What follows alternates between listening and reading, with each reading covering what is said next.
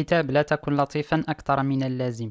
الكاتب جمع فيه مجموعة من الخصال اللي كيتميزوا بها الناس اللي كيكونوا لطفاء مع جميع الناس، واللي كيتسبب لهم في العديد من المشاكل أو الضغوط لسبب أنهم لطفاء.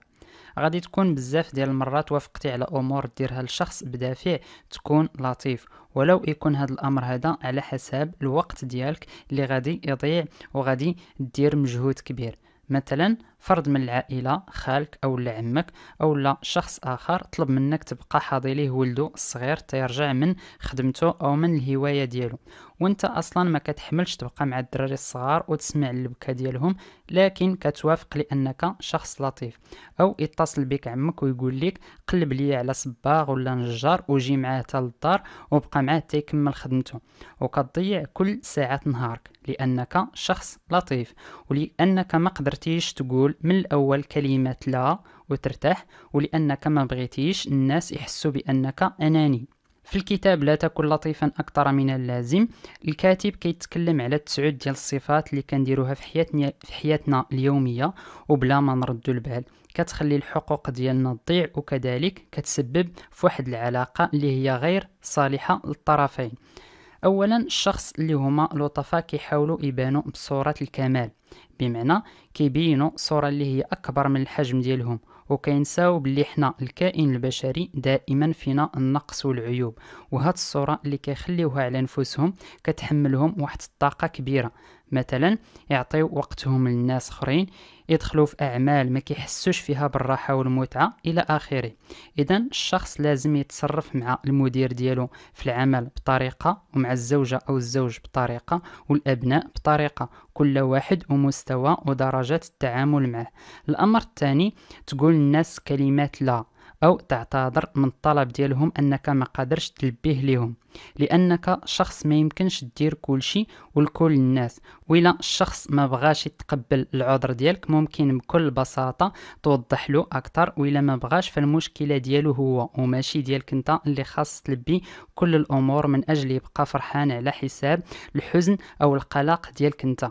الصفة الثانية اللي كتواجد عند الأشخاص اللطفاء هو القيام بالتزامات أكبر من طاقتهم.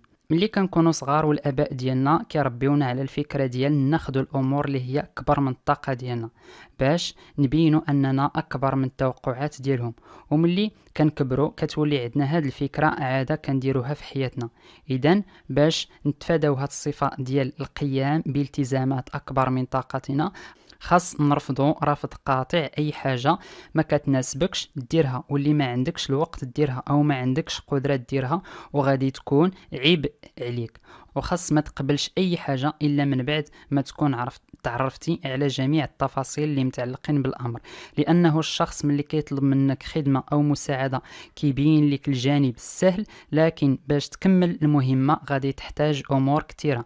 مثلا صديق او شخص من العائله طلب منك مساعده في حفل زواج ديال الاخت ديالو، وكتقبل لانك ظنيتي باللي غادي تحضر وتقوم بمهام بسيطه، لكن من بعد كتكتشف انك خاص تساعد لمده ديال 3 ديال الايام وعلى طول اليوم والليل، وخاص تستعمل السياره ديالك تجيب افراد عائلتهم من مدينه اخرى، وخاص تبقى منتبه معهم على الصغيره والكبيره.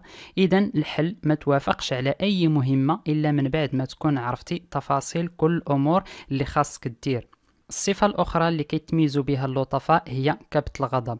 الأشخاص اللي هما لطفاء كيظنوا باللي التعبير على الغضب ديالهم أمر اللي هو خاطئ، وما كيبغيوش يبينوا مشاعر الغضب والسخط والغضب باش يبقاو محافظين على الصورة المثالية في عينين الناس، والعكس هو الصحيح. خاص نبينوا الغضب ديالنا للناس اللي عاملونا بسوء المعاملة، لأنه إلا تخزن الغضب من شخص غادي يتم التعبير عليه مع شخص آخر ما دار حتى حاجة.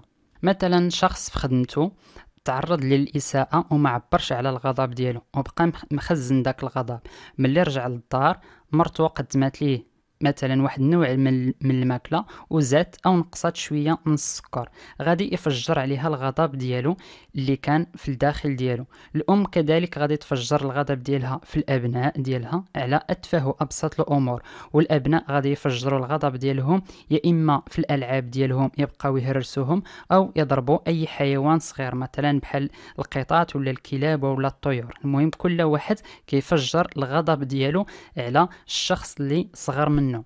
اذا خاص نبقاو نعبروا على الغضب ديالنا اثناء وقوع الحادثه ديال الاساءه لنا، وما نبقاوش مخزنين الغضب ونفرغوه في حق اشخاص اخرين لا ذنب لهم. الصفة الأخرى اللي كيديروها الناس اللطفاء أنهم كيقوموا بالتعقل لحظة الاندفاع. يعني الشخص اللطيف ملي كيتعرض لهجوم معين كيتصرف بكل لطافة، بينما خاص يتصرف بعقلانية تواجه الهجوم أو الاندفاع اللي كيتعرض ليه، طبعا مع محاولة فهم الظروف والتوازن في الرد وفهم غضب الطرف الثاني اللي كتخليكم توصلوا لقاسم مشترك اللي يخلي ويهيئ الشخص المهاجم يتصنت للشخص اللطيف. الصفة الأخرى أن الأشخاص اللطفاء كيعتمدوا على الكذب البسيط اللي كنسميوه الكذب الأبيض، وكيتجهوا لهذا الأسلوب ملي كيكونوا أمام خيارين، إما يقول الحقيقة وتكون قاصحة أو يقول الكذب والمجاملة من أجل إرضاء الطرف الثاني. مثلا الزوجة كتسول راجلها كيف جاها لباس معين، وباش ما يقولش لها الحقيقة أنه لباس ما كيليقش بها أو ما كيتوالمش مع جزء آخر من لباسها، كيقول لها كذبة أنه زوين وجهها مواتي. لكن من بعد الزوجة كيقولوا لها صحابتها الحقيقة على لباسها، وهنا كترد كل اللوم على الزوج ديالها اللي كذب عليها وعطاها تقييم كاذب وغير حقيقي. إذا دائما نقولوا الخيار اللي كيمثل وجهة نظر ديالنا الحقيقية وما نكذبوش من أجل نرضيو رغبات الآخرين. من صفات الأشخاص اللطفاء إسداء النصح. صفة اللطف كدفع هاد الاشخاص يقوموا باسداء النصح للناس ولو كيديروا هكا بنيه حسنه، لكن هاد السلوك كيكون مؤدي للاشخاص اللي كيستقبلوا النصح فبزاف ديال الحالات، لانه ملي كتسرع وكتعطي نصائح فهذا كيفهموا الطرف الثاني انه تقليل من قيمتهم وكفاءتهم، وكيفهموا الامر انه محاوله منا باش نتحكموا في مجرى حياتهم او نسيطروا عليها ونبانوا حنا اننا اكثر معرفه وكفاءه. وغادي تقول لي بلي شحال من شخص نصحتيه ودار فيك او خسرتي الصداقه ديالو لانه حس منك بانك بهكا كتدخل في الحياه ديالو.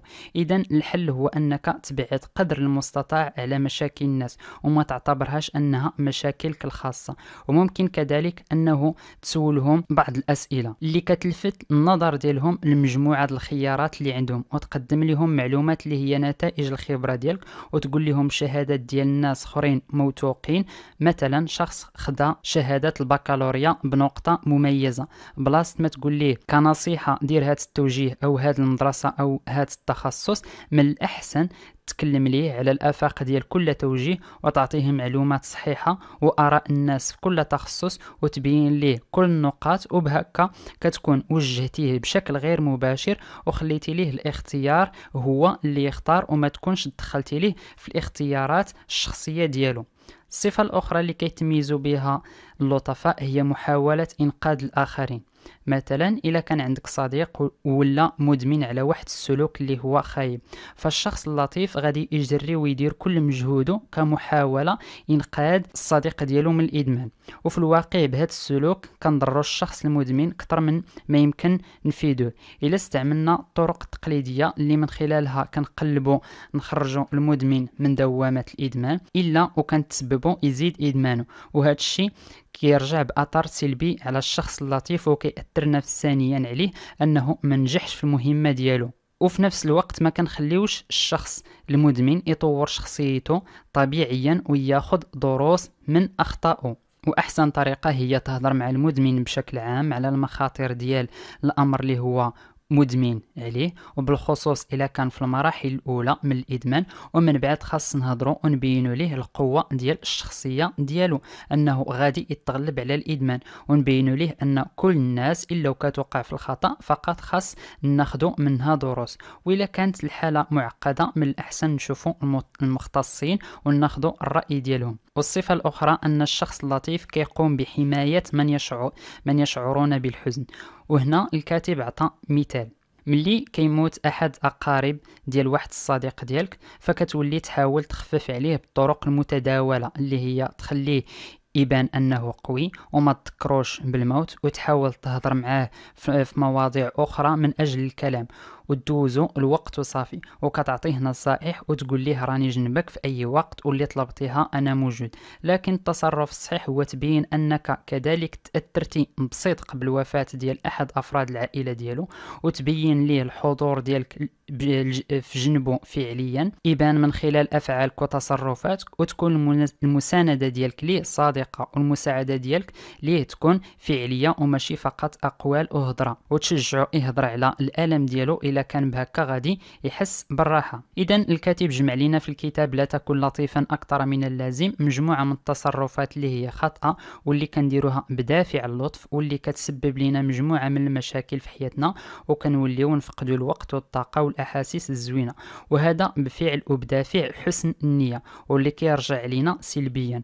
اذا الكاتب عطانا مجموعه من الاساليب اللي من خلالها نبقاو اشخاص كيتميزوا باللطف، لكن تولي تصرفاتهم كدار بطرق اللي كترضي الطرفين وتكون موجهه توجيه صحيح.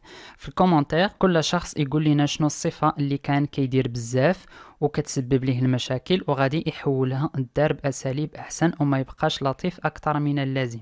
اذا هذا كان ملخص لكتاب لا تكن لطيفا اكثر من اللازم. يمكن لك تشتري او دير التحميل ديال الكتاب PDF من خلال الرابط الموجود اسفل الفيديو.